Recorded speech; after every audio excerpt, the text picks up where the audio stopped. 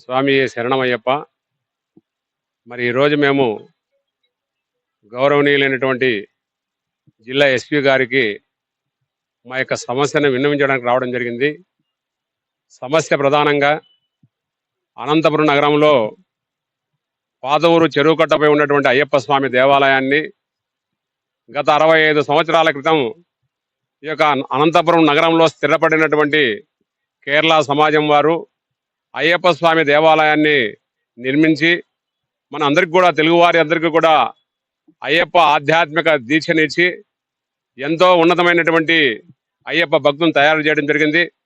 మరి ఇదే తరుణంలో జరుగుతూ పోతున్నటువంటి సమయంలో 1996లో ఈ యొక్క అనంతపురం నగరానికి చెందినటువంటి గౌతమ్ అనే వ్యక్తి ప్రెసిడెంట్ అయ్యి ఆనాటి నుంచి కూడా నేటి వరకు కూడా ఆ యొక్క దేవాలయంలో మానసిక ప్రశాంతత లేకుండా, మరి వచ్చేటువంటి భక్తులు కూడా నిర్లక్ష్యంగా సమాధానం చెప్పుకుంటా, వచ్చేటువంటి ఆదాయాన్ని కూడా జమా ఖర్చులు చూపించకుండా, మరి ఉన్నటువంటి అయ్యప్ప భక్తుల్ని నిర్లక్ష్యంగా మాట్లాడుతూ, మరి ప్రస్తుతం ఉన్నటువంటి మణికంఠ గారు గత 4 సంవత్సరాలుగా ప్రెసిడెంట్గా ఉంటూ మరి అనేక అవినీతి ఆరోపణలు, వారి కమిటీలోనే వారికి సరైన గుర్తింపు లేకుండా, కమిటీ వారిని కూడా సంప్రదించకుండా అనేక రకమైనటువంటి అవినీతి చేశాడని చెప్పి మా దృష్టికి రావడము, మేము కూడా అన్ని పరిశీలించిన మీదట వారు తొలగిపోతేనే యొక్క దేవాలయం ప్రక్షాళన అవుతుందని చెప్పి మేము జిల్లా కలెక్టర్ గారికి కూడా కలిసాము.